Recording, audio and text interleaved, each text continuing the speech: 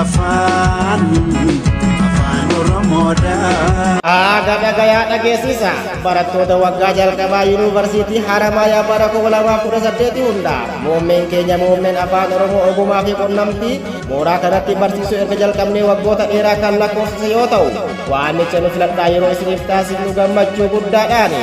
Muummeen afaan oromoo ogummaa fi qunnamtii mooraa keenya kan biroo irraa adda taasisu ogummaa gurguddaa sadii yeroo tokkotti barsiisuu keenya.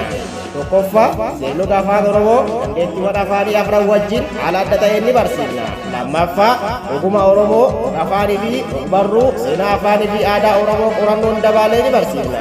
Sadaffaa ogummaa miidiyaa maxxansaa tamsaasaa raadiyoos ta'ee TV wal qabatan ni barsiifna. Alkana qofa bara barnoota 2019tti muummeen afaan oromoo ogummaa fi qunnamtii sadarkaa barnoota PhD jalqabuuf jenna. Koottaa galmaa ogeessa afaanii fi miidiyaa taha.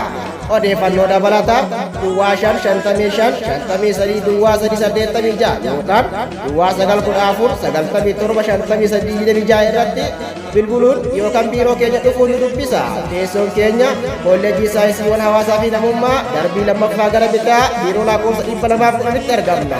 Muummee afaan oromoo ogummaa fi qunnamtii yuunivarsiitii Haramaayaa.